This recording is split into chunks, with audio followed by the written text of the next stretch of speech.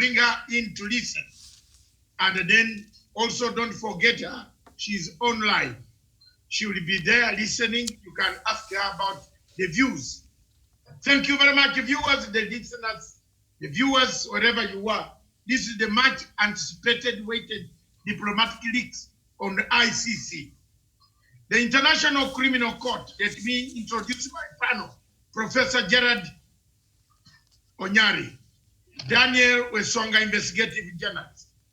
Professor Gerard Onyari is our in-house analyst. Yes, let's give him that. We are ready to challenge Chisangani. And you remember, Professor Onyari, we challenged Chisangani on this subject together in front of 6,000 Kenyatta University. I don't know where Wesonga was. We need to look for him. In Kithika. I finished Professor Kisangani with the Professor Onyari. Together, we took a same car to go there. Next is Miriam, of course, our anchor, and who is going to be our moderator, researcher of Punchline Africa Television. We want to thank God for giving us this online television.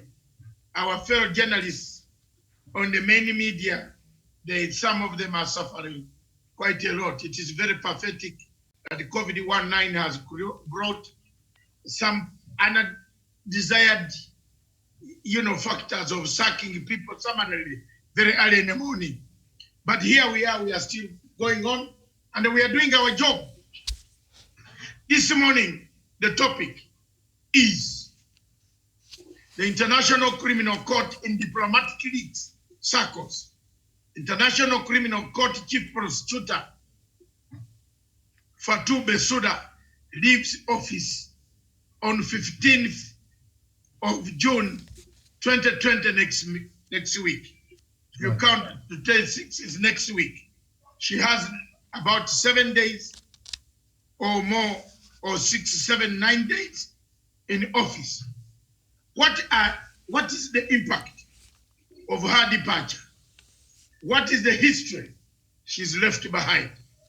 Who is coming in this ICC issue?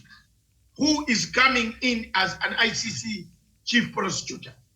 It is very important for the people of Kenya, the world, Africa to know, because they pay taxes to this organization. They have a right to understand who is coming in. What does the statute of the ICC say? Is it necessary? Since Africa and most of the African countries, except Burundi, have stuck in the international body, they don't want to leave. It is a glue. No country wants to leave ICC. It's only America that has said we have cut off ties, and Israel. They have said don't ever step in our place. But Africans, they condemn it, but they still want to use it. I have talked and talked and talked in these shows, several shows. I've proved to the world that this body is one, a fake body, two, a very serious miscalculation. Stephen, if you can bring that video. There's a video that I sent you last night, Stephen. A clip of it between me and Jeff Koinange. For the courtesy, we shall say the courtesy. There's that video there on your wall. If you don't have it or you have passed it, bring it on for people to see what I predicted exactly in 2014. What would happen in 2014? You don't need to play all of it, but you can play bits of it because it is long. It's about 15 to 20 minutes to finish our time. But I predicted this to happen, that this organization did not investigate African cases. It was wrong. They picked wrong people. They took wrong, different people. They left the countries. They were biased. They were politically most instigated. by France to do all these dirty jobs on Africa. Today, I want to submit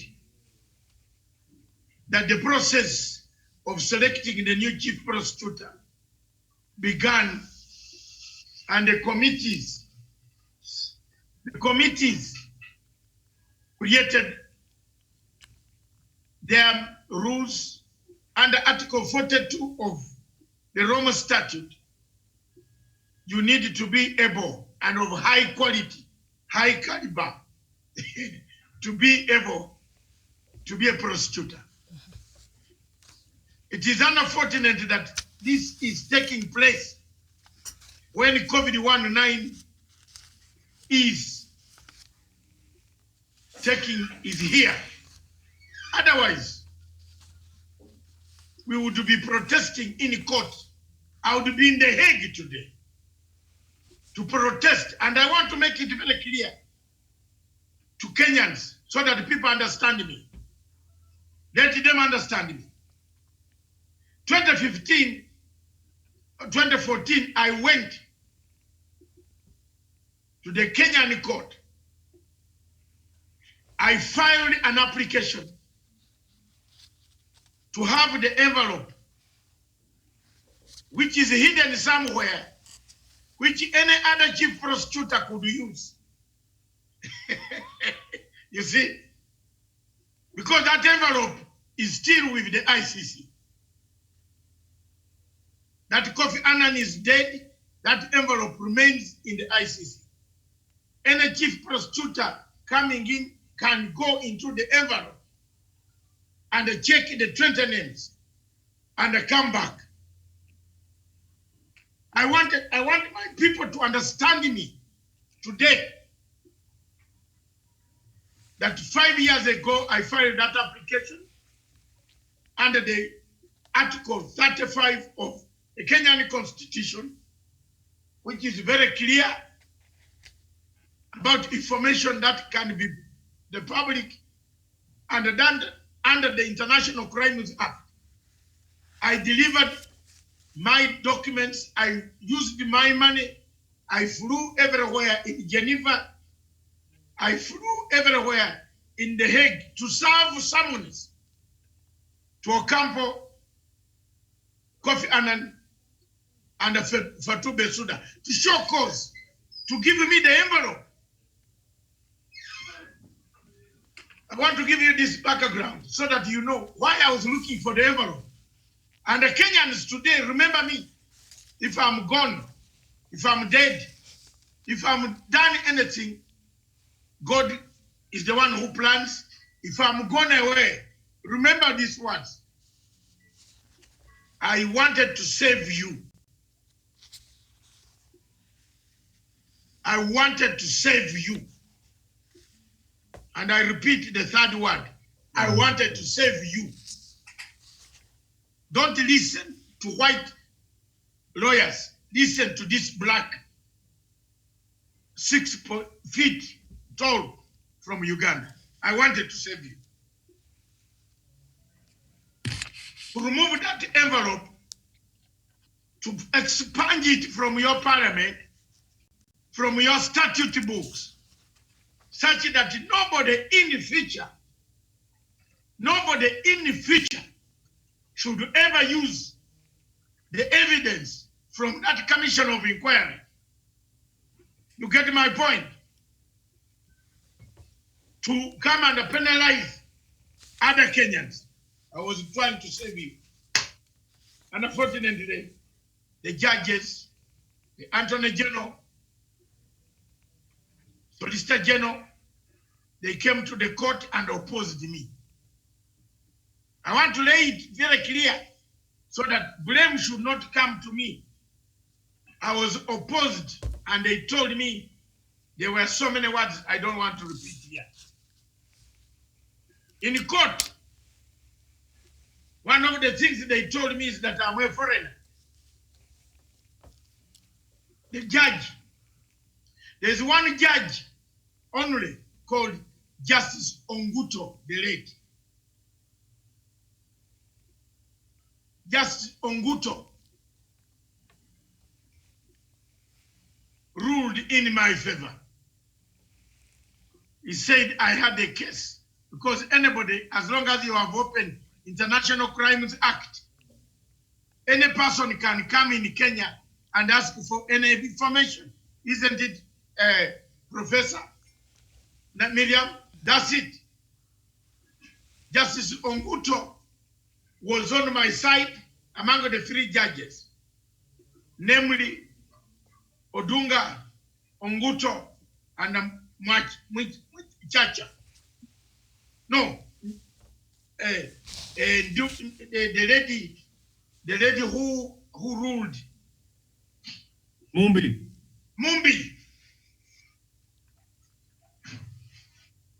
Justice Onguto ruled in my favor of our petition that they should be given permission.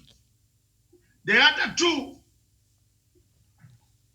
ruled against us, so majority took it. I appealed, and I want to tell you now, appealed. They knocked me off. They knocked work off. The court played me tricks. People don't know why I'm very upset with Chief Justice Maraj. He took 2 years to appoint a panel. They were consulting each other. 2 years. I spent 6 million Kenya shillings on lawyers, travel, and other things. I lost the money. Now, that's not a problem for me today. The problem today is a different one. The problem today is Bensouda is leaving next month, next week. The people that they have shortlisted, apart from the Ugandan lady, the rest are mafia.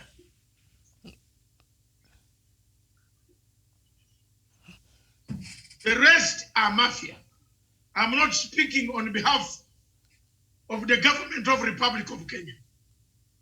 I don't work for the Attorney General. I don't work for anybody. I don't work for any client. I am speaking because I have filed cases. I have a big box of cases in the ICC on these same matters of Africa. I'm not speaking for Kenya only. I'm speaking for Africa.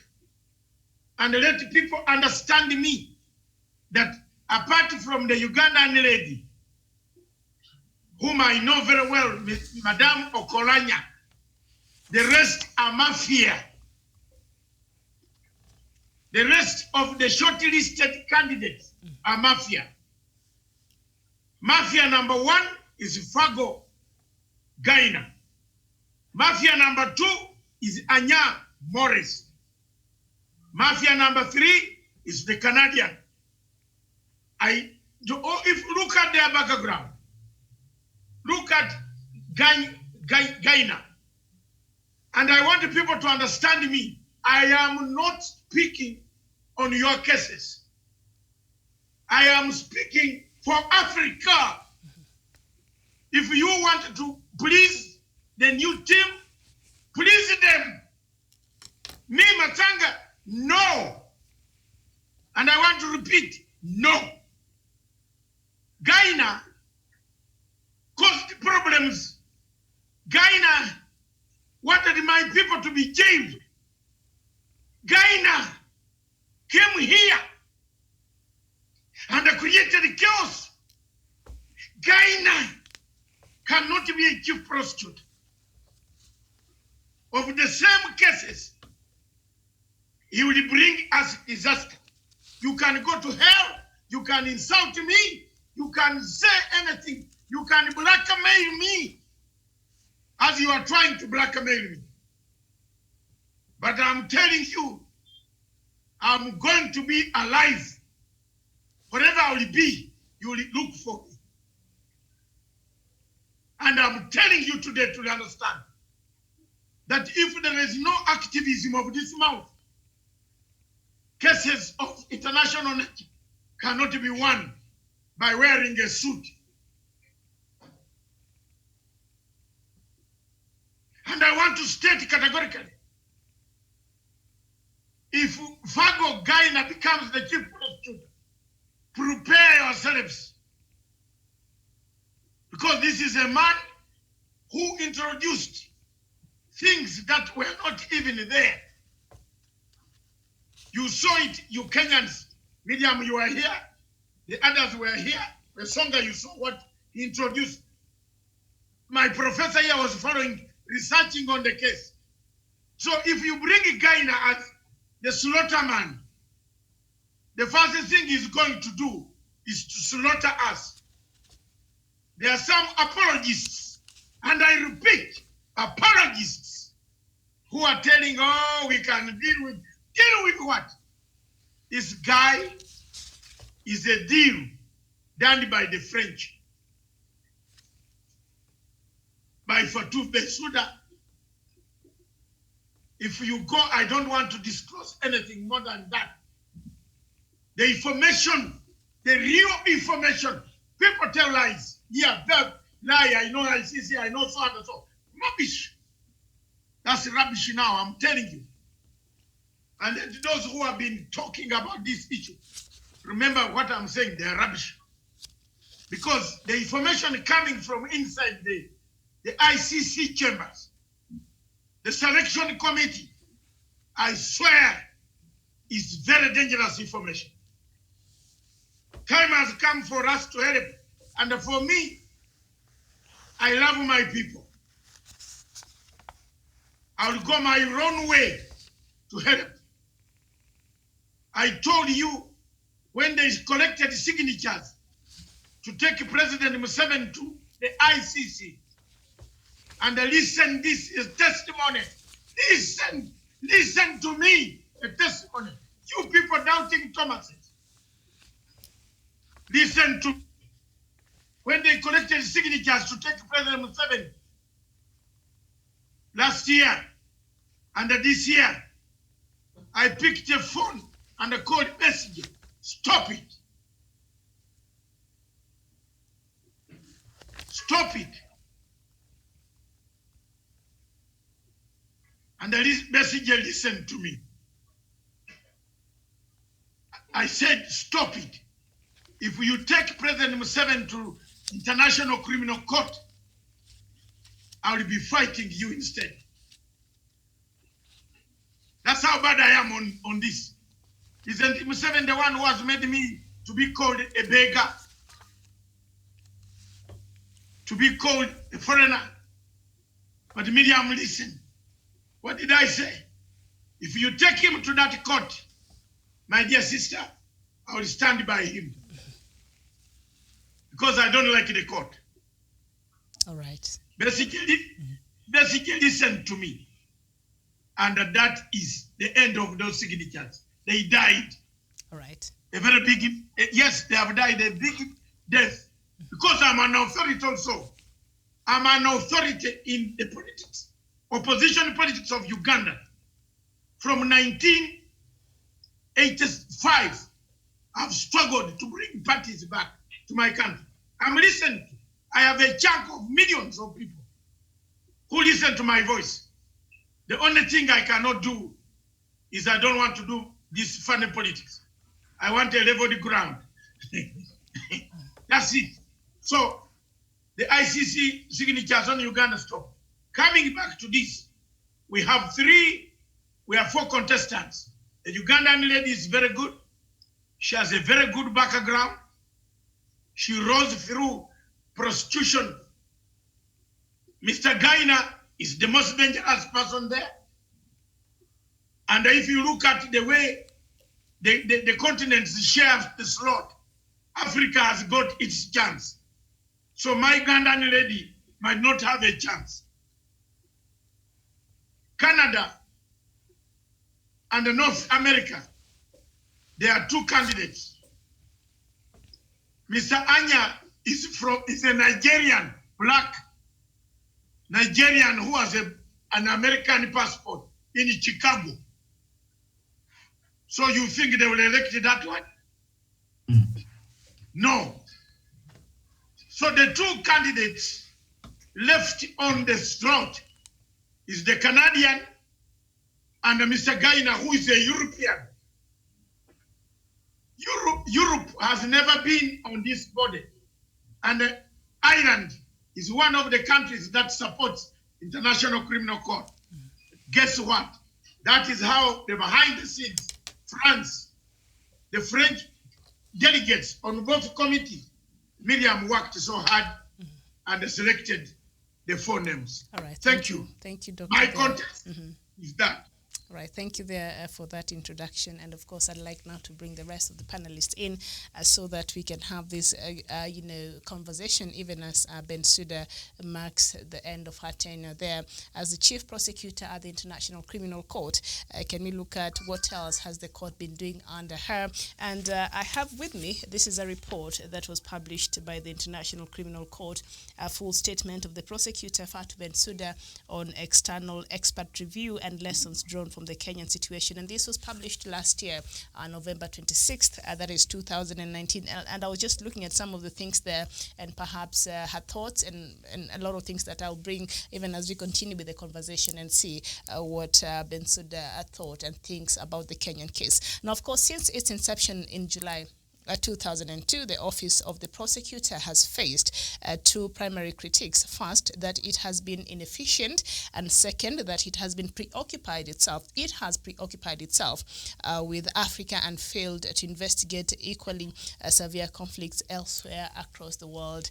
And we've seen the Kenyan case. The prosecution has said it's still open-ended. Are there chances of seeing the ICC come back to Kenya to start open these files and start reinvestigating the cases in Kenya? And also, has the ICC been preoccupied too much with Africa, Professor Nyari? Yeah, that is a very good question. Criminal cases never close. And the way Dr. Masanga has laid a background, if there will be new evidence, be assured that the Kenyan cases will be revisited. The route Dr. Masanga was trying to go was the best way to give the dignity of Africa. And I personally, I don't like that ICC court. What Africans should do, we should have a court on how we handle our cases. So to answer your question straight, yes, they will revisit and wait this space, and you will see. Daniel, is the ICC obsessed with Africa? Yes, of course, Miriam. From our earlier discussions, you see, we have always had the question of how ICC have been handling the cases in Africa, and there has been a perception that perhaps it's the neo-colonialism court which only focuses on cases in Africa and is very swift to arraign leaders who are implicated in Africa, even with some far-fetched evidence like we saw in Kenya, but has been very slow to apply the same magnitude of prosecution and bringing to justice other people in the Middle East, in Europe, and North and South America. So to us, I think there has been an outcry, and that is the perception out there. All right. It has been focusing on Africa other than these other regions in the globe. All right, thank you so much. And Doctor, I don't know if our guest is still on there through the telephone. If you can ask her for me, this criticism that has been facing ICC, and one of them is that the court is very inefficient. What is her response to that? Yeah, as we get her, I think you can also ask me something that I can. Well, I needed to go through, because you've done the about the introduction. So I just wanted to everybody else to just give the first take before you get back to you, Doctor, please. Yes, let me get her. But as you wait, Doctor, you can respond to the same question. Thank you very much, Miriam. Yes. The situation is these guys preoccupied themselves on only Africa. It was Africa throughout. Our guest is here. Okay. Hello? Yes, hello. Yeah, the question that Miriam, thank you very much for joining us in this second phase. And she's giving you So the ICC has been accused of being inefficient, and we look at how it even handled the cases of Kenya, and we will go into that and see that report by Bensouda there that was published last year. But it has been accused of being inefficient. What is her take on that?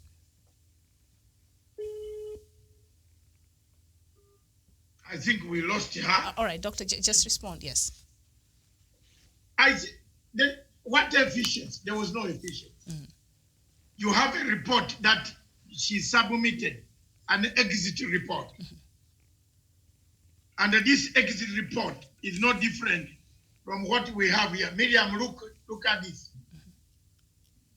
Look at the way I've organized myself. Let's go. And the Kenyan, who has it? Even Anthony General. Let's go. Let's try. I've organized myself on this. I'm ready. I have evidence in 2014, 2015. I filed a case which is on the ICC website against Mr. Fago Gaina for having come here to buy witnesses, even giving the details of Safaricom transfers on how he paid people through Safaricom. His telephone was paying witnesses. The victim's lawyer, you remember, the victim's lawyer who brought the case of the president so much, saying we need bank statement. This is the man.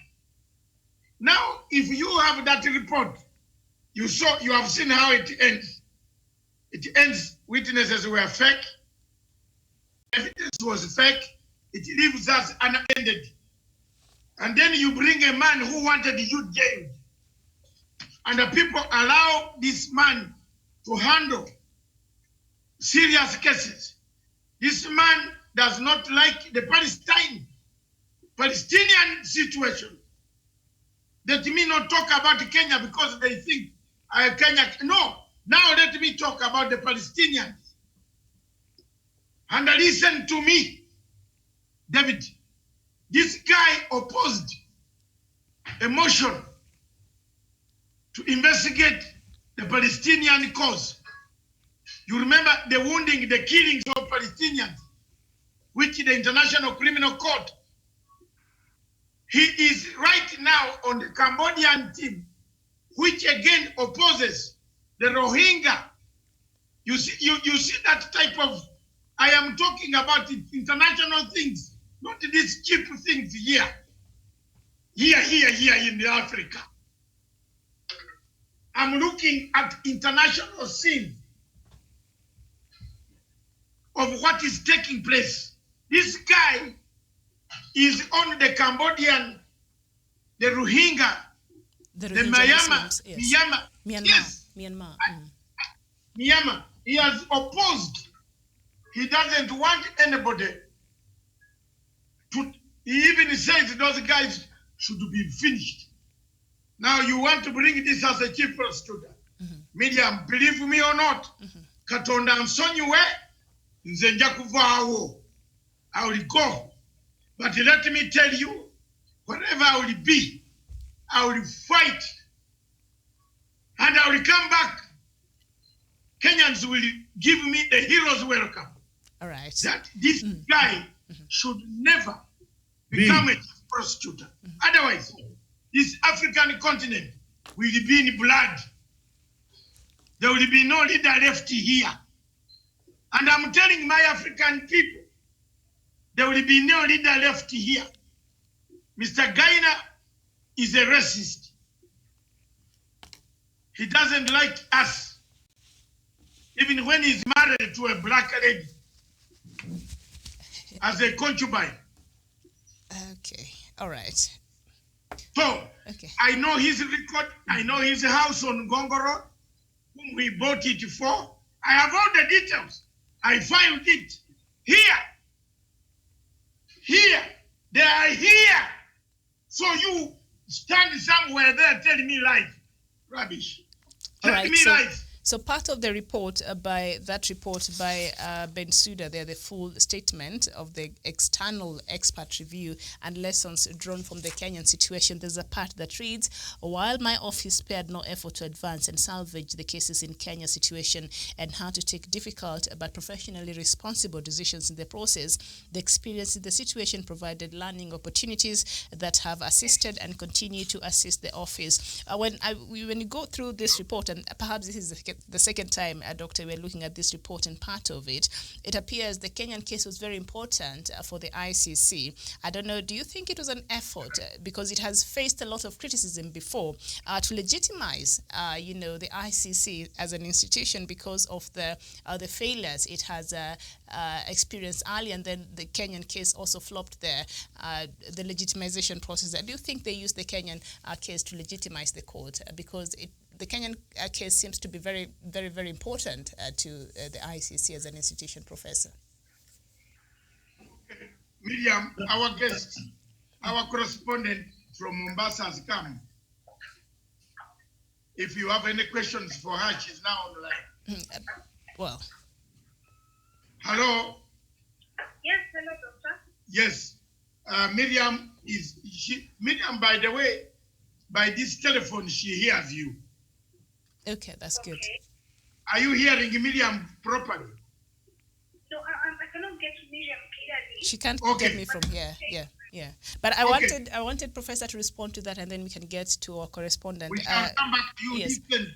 Yes. Since you are listening from this angle, we shall come back to you. Yes, Professor, Okay. was ICC using the Kenyan case to legitimize the institution? Yes, you can get it from the Okambo, who was the prosecutor. He was not after justice, but he was trying to say that he was using Kenya as an example. When you get a statement like that, there is no justice just on the way. So they were using Kenya as an example. They were using Kenya to legitimize the court. But thank God, I and Masanga and the rest, we fought it, and God was on our side.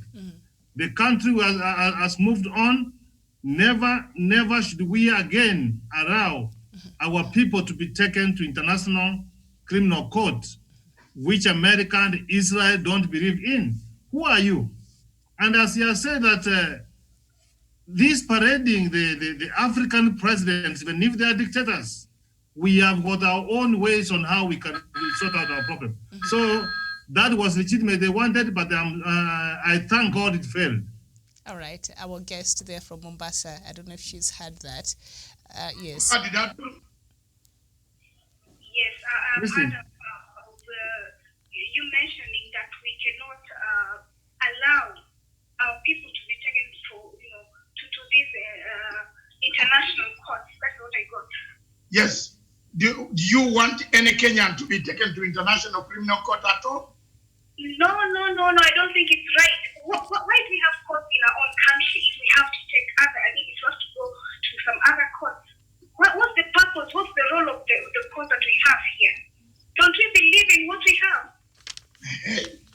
Why should we believe in other people? Why do we even have courts in our country in the first place? So I think if we have our own courts here, then we should deal with our issues right here at home. We do not have to take them to other courts. It shows that we do not even believe in ourselves. And people can take advantage of that. So I do not support this whole thing of taking our own people to international courts. All right. Thank you so much, Daniel. you. Yes. I was ICC, You are an party experiment. civilian. Yes. She Yes. supports internal conflict resolution mechanisms. We have courts that function here, led by our Chief Justice David Maraga. But Doctor, just sip your tea. I know that might bring you in very quickly. But Daniel, it was the Kenyan case a bad experiment, an experiment gone bad? Yes, I think the ICC really hyped the Kenyan case, and I think it was trying to build up a case based on emotions and euphoria, and they had no sufficient evidence, and that's why both the two cases at the ICC ended up without a verdict. And of course, the only thing that the ICC can do to save its face the moment is to terminate those cases and not leave them open-ended as it is right now. And Professor Gerard Onyari has brought it out quite plainly, and that is what Fatou Bensouda, the ICC, and the coming prosecutor of the ICC should follow that path, because whatever work that Luis Moreno Ocampo and his team did was a very shoddy job. They went to the court with a very stitched up evidence that could not add up, and that one will forever remain in the skeleton drawers of the ICC. So even if they're planning to reopen the case, let them know that that one will never materialize, and it will only serve to taint their image more. All right, and just to add on what you're saying is that it's actually included in this report by the Office of the Prosecution there that was published on the 16th of November 2019, and in part there it says, in the expert's view, OTP leadership, primarily in the person of the first prosecutor, that is Luis Moreno Ocampo, was a major contributing factor to the problems encountered in the Kenyan cases. In the opinion of the experts, the first prosecutor's leadership style discouraged candid, contrary assessments and viewpoints on the detriment of the cases, and some lower-level leadership perpetuated this attitude. So in a nutshell, they're just saying Ocampo's leadership is in question here, and his incompetence is also glaring. No, but Miriam, that is not further from the truth. You remember Ocampo was only here to enjoy the good sunshine. He was walking in our national parks, just basking in the sun and having some good time. So truly, that is the plain truth. In the Kenyan case, they never did their job, and they were arresting they were taking the wrong people to the court, people who had no links or maybe idea about the atrocities that happened. So that will remain a mess as far as the two Kenyan cases are concerned. And Doctor, before you came in, just to add on that also, it was also the opinion of the experts that the first prosecutor did not seem to appreciate that it is only through effective prosecutorial action based on law and facts that collateral consequences such as bringing peace to the region or demonstrating the relevance of the ICC can properly be achieved. So what they're saying here in a nutshell, this is the report by the prosecution there, the ICC. They're saying Ocampo did not rely on facts and the law, Doctor, and you've been consistent in this regard. This is their own report. Thank you very much, Miriam. What this report summarizes. It is theirs from the yes. It is an expert report vindicating a poor man from the mountains of Mount Elgon. These are the things that I did. These are the things that I said. These are the things from 2010, from 2009. I said these cases are fake. I said these cases were just framed. I said witnesses were being bought. I said witnesses were being procured. In fact, they called me Mr. Procured. That's my nickname. Another nickname in this Koinange.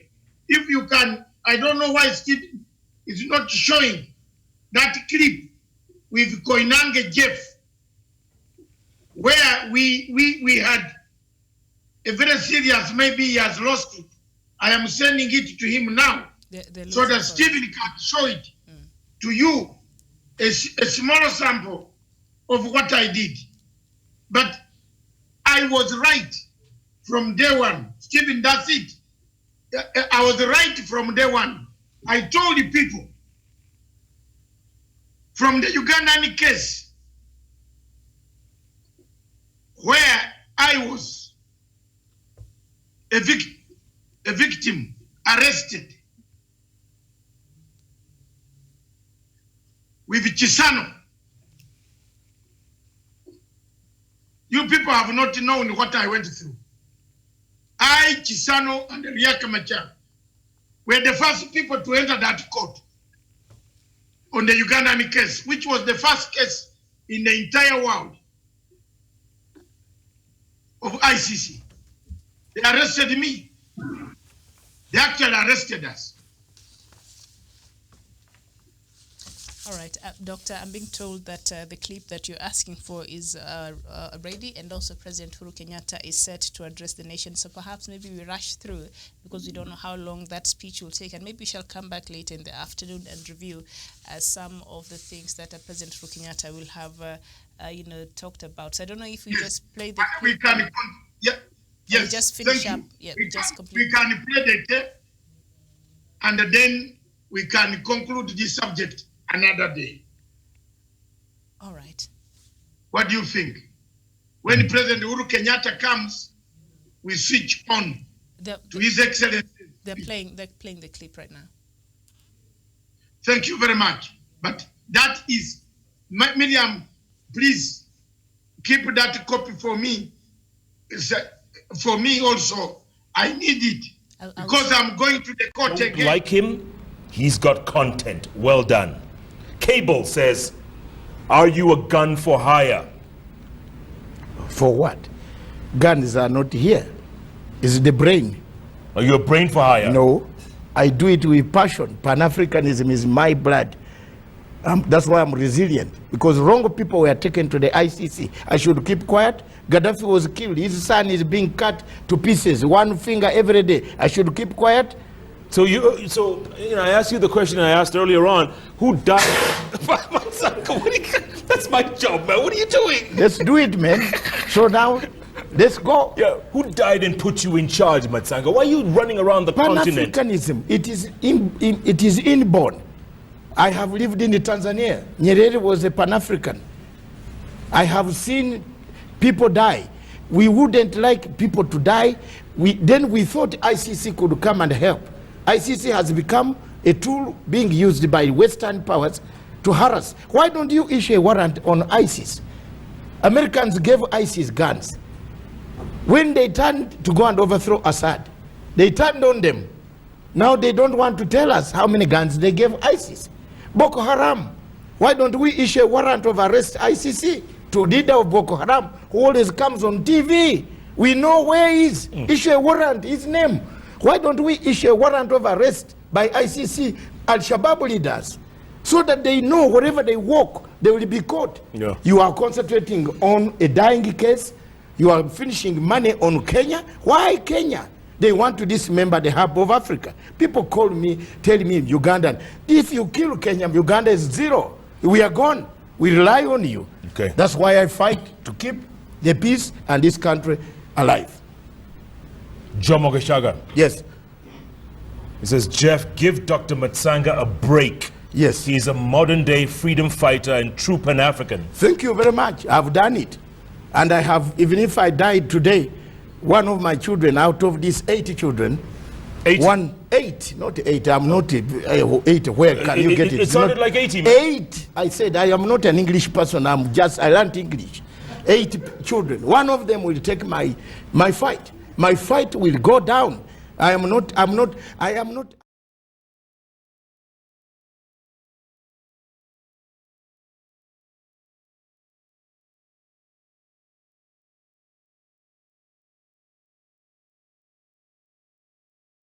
100%. However, after further dialogue amongst them,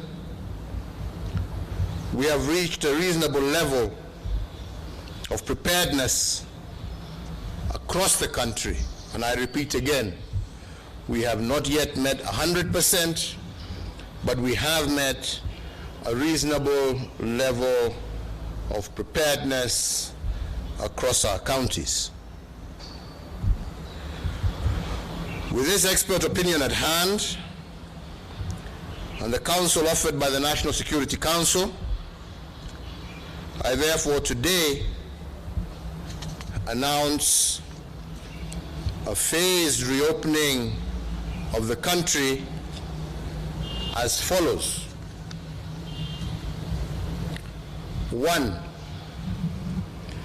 Today I order and direct that the cessation of movement into and out of the Nairobi metropolitan area, Mombasa County, and Mandera County that is currently in force shall lapse today or at 4 a.m. tomorrow, Tuesday, the 7th of July, 2020.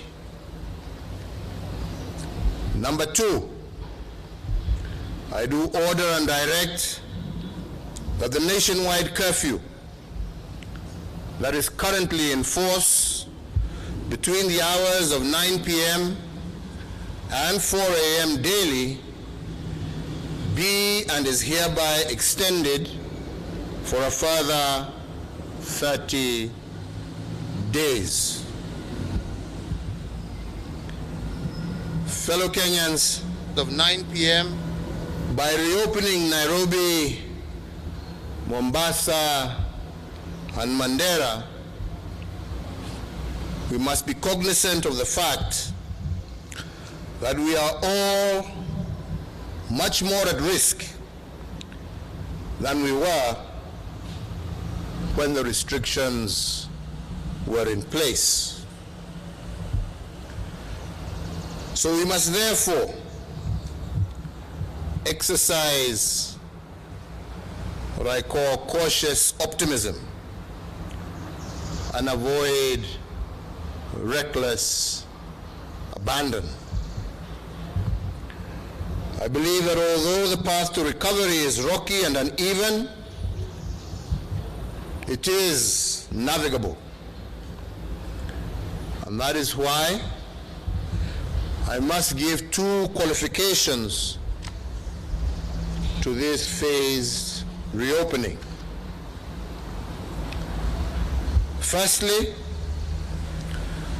the order to reopen is given conditionally. Should the situation deteriorate and pose a challenge to our health infrastructure, we will have to revert back to lockdown. In the next 21 days, we shall study patterns of interactions and the spread of the disease. Any trends that signal a worsening of the pandemic, we will have no choice but to return to lockdown at zero option. Secondly, fellow Kenyans, this order to partially reopen will only bear fruit if we recognize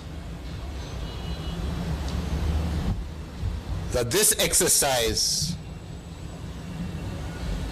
is a shared responsibility. It is my intention that not only shall we reopen as we have done now, but we shall go further in our partial reopening as we go forward. However, I must also be clear that that shall be based on the behavior of each and every one of us individually.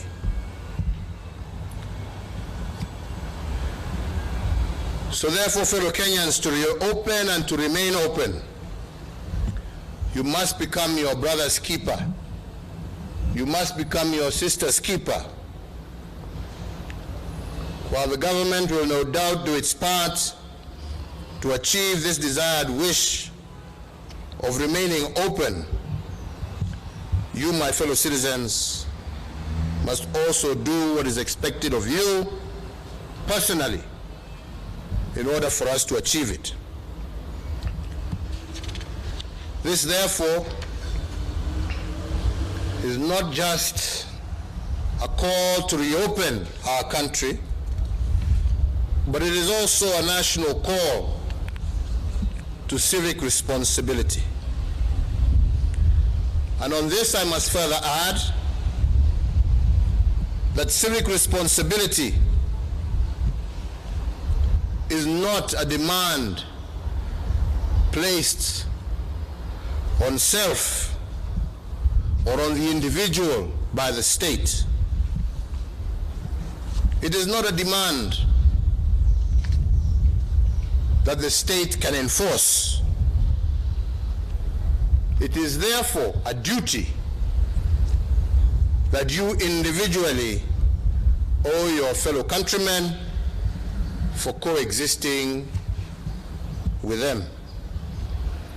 It is a voluntary act of goodwill expressed to your neighbors in good times and in bad times. It is a civic duty to defend and protect yourself, your family, and the environment that nurtures you. My national call to you all, therefore, is to minimize unnecessary contact and movement. I encourage all Kenyans to consider delaying non-essential up-country travel. But again, that is voluntary. And I encourage you to exercise extreme caution and fidelity to the correct usage of face masks, hand washing, sanitizing, physical and social distancing, and also your individual concern for the health, especially of the elderly and those who have immune depressed systems, people who are much more susceptible to get a serious case of COVID-19.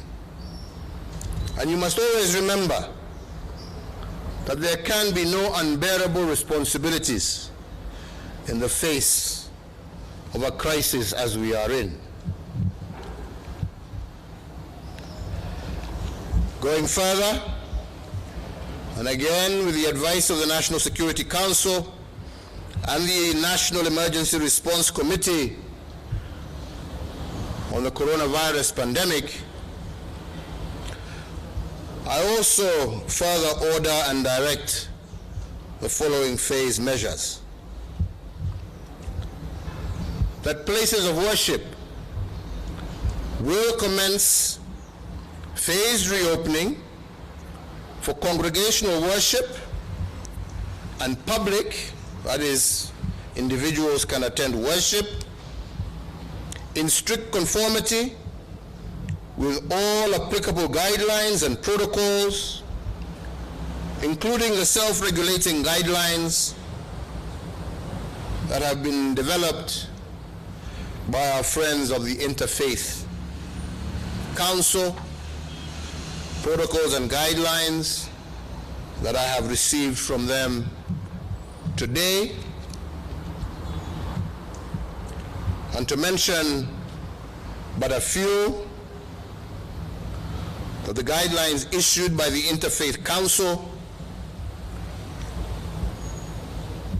only a maximum of 100 participants will be allowed at each worship ceremony, which should not take more than an hour. That Sunday schools and madrasas shall continue to remain suspended until further notice, and in-person worship shall not include congregants under the age of 13 or above the age of 58, and shall neither include persons with underlying health conditions. These guidelines will be shared by the Interfaith Council with their colleagues across the country,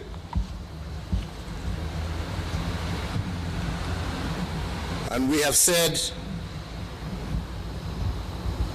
that we need for our places of worship to open in a period that does not exceed 3 weeks after they have had the opportunity to fully engage with their colleagues across the country. Number 4, that following consultations with stakeholders in the education sector and cognizant of the surge in the rate of infections across the country, the Ministry of Education shall jointly, with all the stakeholders in the sector, today, but no later than tomorrow, notify the public on the resumption of the 2020 academic calendar for basic education as well as tertiary institutions.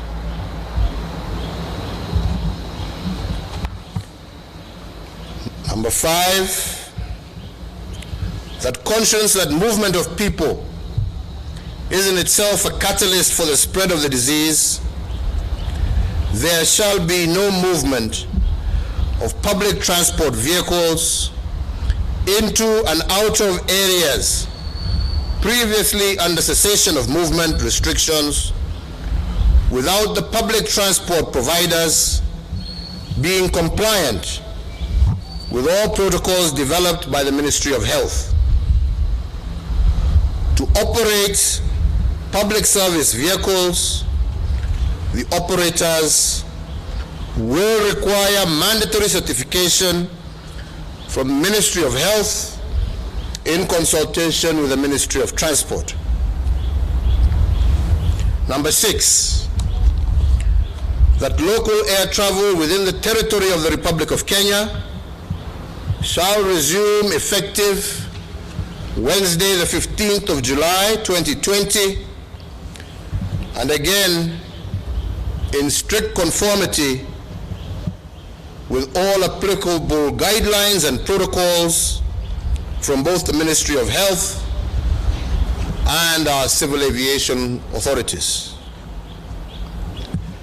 Number 7, that international air travel into and out of the territory of the Republic of Kenya shall resume effective the 1st of August 2020, once again in strict conformity with all protocols from the Ministry of Health, local as well as international civil aviation authorities, and any additional requirements applicable at the ports of departure, arrival, or transit.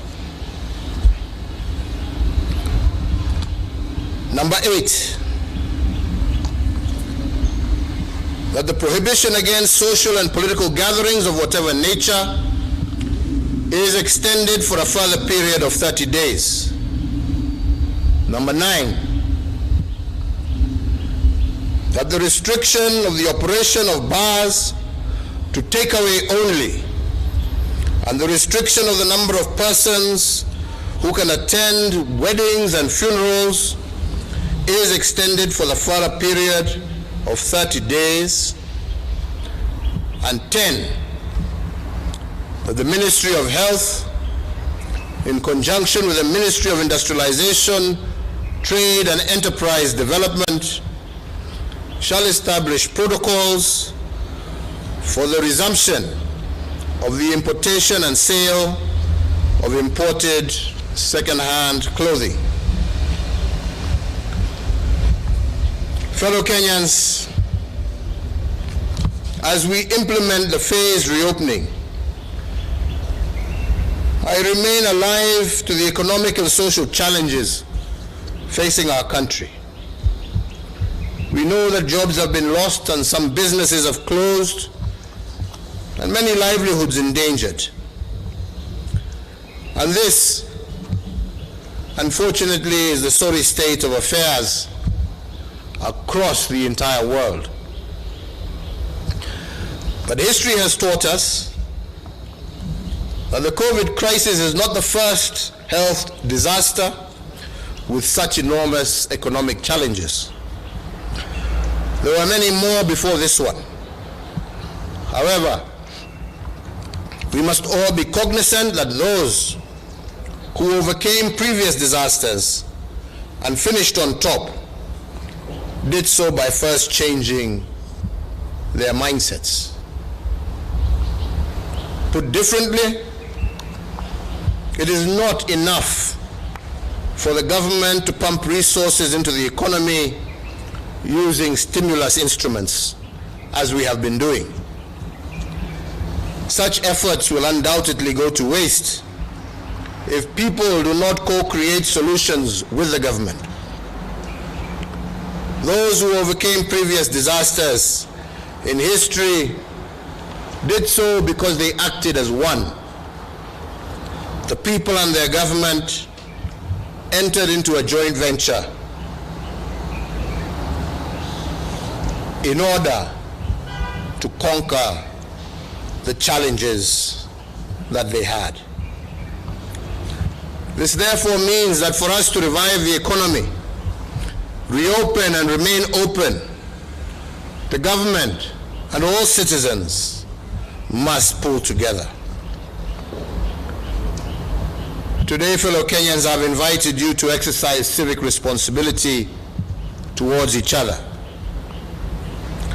But I do not want you to exercise this responsibility in the fight only against COVID-19. I want you also to have a shared responsibility with government in reviving our economy. And for us to do this, we must first, as I said before, change our national mindset. We have the opportunity to stitch a new national mindset and chart the future that is ahead of us. On June the 1st, Madaraka Day, I set the stage for the change in mindset. And I challenged all of us to reimagine Kenya the way our founding fathers imagined a nation from nothing. And today, we have a much younger population.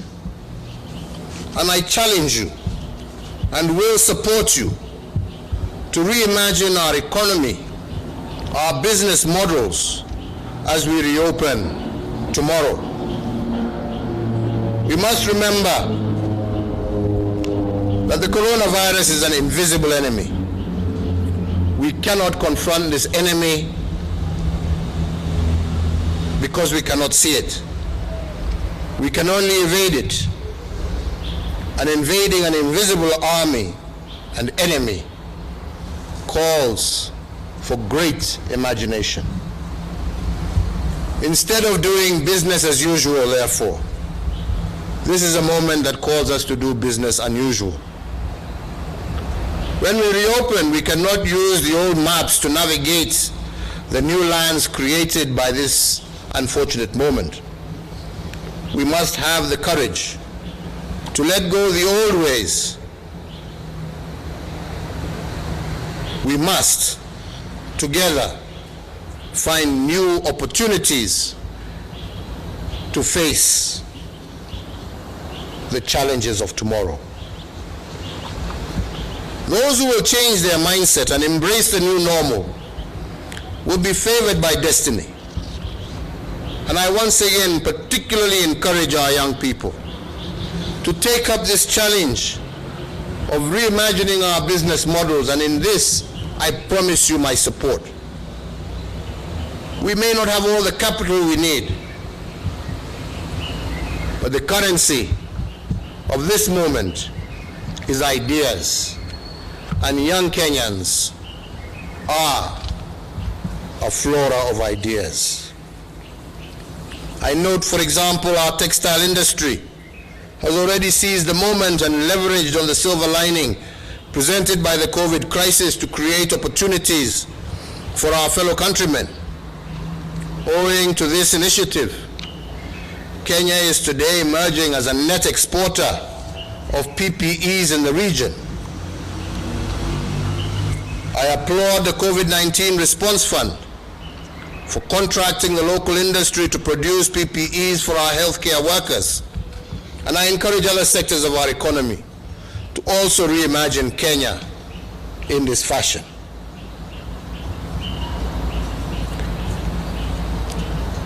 Turning to another problem, which will be my last point, I want us also to reflect on issues that are occurring on our social front. I am indeed concerned by the increased tensions within our homes. Cases of gender-based violence have increased, mental health issues worsened, and instances of teenage pregnancy have also escalated. I appeal to all our social institutions, including our religious institutions, to exercise civic responsibility to bring these unfortunate trends to an end. We must always remember that the family is a projection of the state. If the family is under attack, the state is under attack. If the family is weak, a nation is weak. So therefore, also to fortify our protection of the family as the foundation of the state, I also further direct and order the National Crime Research Center to probe 3 issues. First is the escalating cases of gender-based violence. The second is the worrying trend of cases where the girl child has been disempowered. And the third is the violation of children's rights. In that regard, the center is further directed to prepare an advisory to the security agents on remedial action within 30 days from the date of today and initiate immediate prosecution of all violators. Finally, fellow citizens, and as a fact of history, a crisis always has 2 elements. The first is danger. The second is opportunity.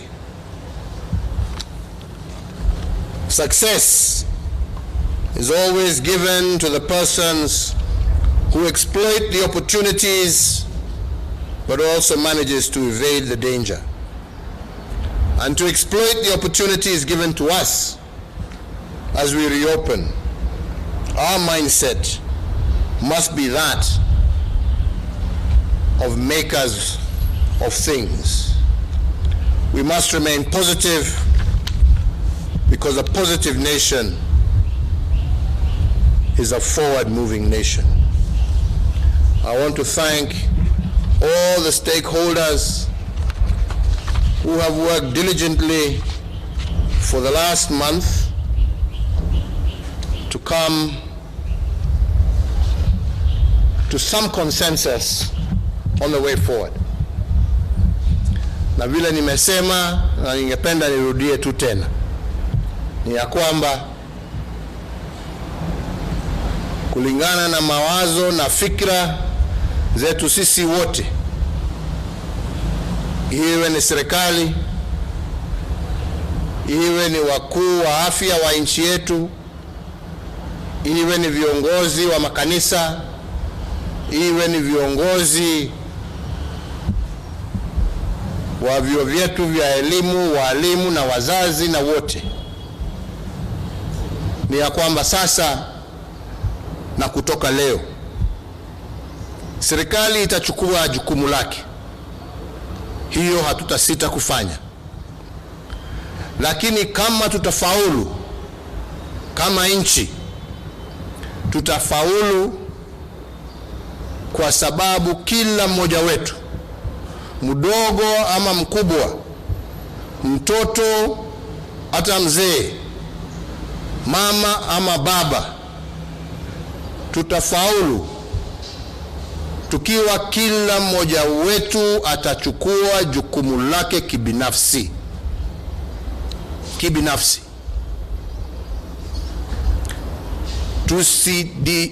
Tusidanganyane hapa ya kwamba huu ugonjwa hatuko nao.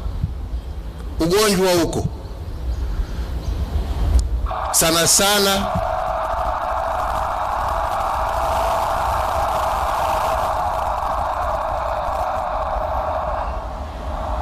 sana sana twasikia watu wakisema hii ugonjwa sio ugonjwa wa kweli, kwa sababu mtu hajui, mtu sio kitu unaweza kushika ama kuona, na wengi ambao wanaopata wanapona, ni kweli.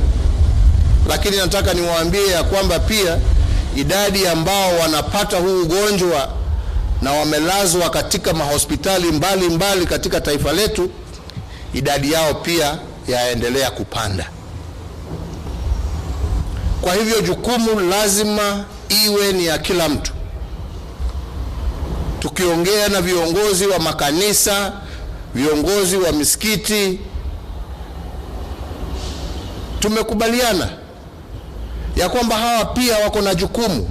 Tuwataka wananchi wetu, tukiwa nchi ambayo tunamcha Mungu, tunataka warudi makanisani, tunataka warudi misikitini, tunataka warudi kuomba na kuombea taifa lao, familia zao na hawa wenyewe pia. Lakini tumekubaliana ya kwamba jukumu itakuwa lao. Hatuwezi kuwa na askari kwa kila kanisa, hatuwezi kuwa na maofisa wa afya katika kila msikiti. Viongozi wetu wa kidini lazima wachukue jukumu la kuhakikisha ya kwamba hata tukiomba Mungu wetu, tutafanya hiyo kwa njia ambayo haitahatarisha maisha ya wenzako. Kwa wale ambao watachukua nafasi hii kurudi manyumbani, tuwasema pia hiyo ni sawa, lakini ujue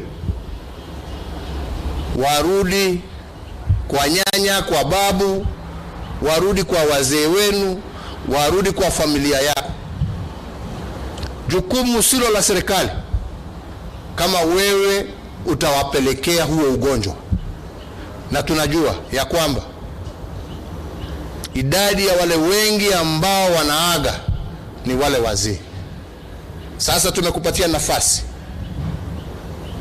waweza utoke Nairobi, uende Nyeri, uende Kakamega, uende Machakos, uende pahali popote, lakini ujue jukumu ni lako, na ile shida ambayo itatokea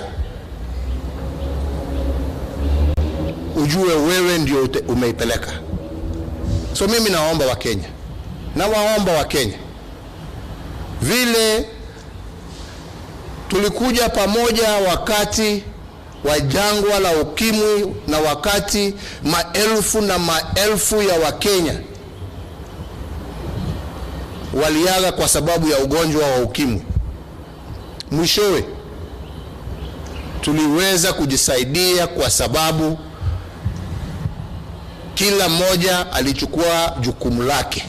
Hiyo ndio iliyokoa maisha, sio serikali. Serikali yaweza tu ikueleze hatari ambayo iko mbele yako, lakini hawawezi kuwa kwa nyumba yako hawawezi kuwa katika kila kanisa, hawawezi wawe katika kila msikiti, hawawezi wakuwe katika kila soko. Ni wewe na mimi. Ombi langu kwa Wakenya wapenzi wenzangu, tunataka kuendelea kufungua, tunataka maisha yetu irudi, tuchukue hii nafasi ambaye serikali pamoja na viongozi wale ambao tuko nao hapa wametupatia, na tutende na tufanye yale ambaye yatatuwezesha sisi kama Wakenya kusonga mbele na kujiokoa kwa hii janga. Kwa hayo machache nirudie tena, asanteni sana kwa timu ya viongozi wa dini kiongozwa na Archbishop Muheria, kwa timu ambayo imefanya kazi upande wa elimu ikiongozwa na Profesa Makoha, na timu hizo zote mbili zitakuja mbele yenu kuambia matokeo ya mjadala ambao wamekuwa nao, na watupatie mwelekeo wa vile tutafungua makanisa na misikiti na mpangilio ambao tutafuata kuhakikisha watoto wetu wameweza kurudi kwa masomo yao, lakini kwa njia ambaye haitahatarisha maisha yao.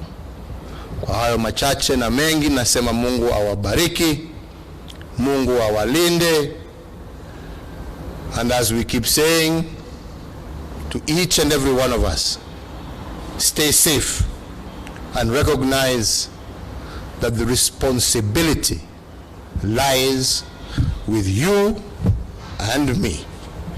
God bless you all. Asanteni. Namna hiyo? Yeah. And there we finally... My name is Bishop Dr. John Warari. I come to you to give you hope. 80% of those who have the infection are recovering. So we must not lose hope. Follow the instructions of the Ministry of Health. Simple instructions. 1, we have been told to sanitize, to clean our hands as often as possible. As you wash your hands, do it for about 20 seconds. That one will keep away and destroy the virus that could have been in your hands. It is important for us not to use our hands in greeting each other. For more information, kindly dial 719 and you will get help, or you can go to your phone and press *719# and you will get more information. Komesha Corona.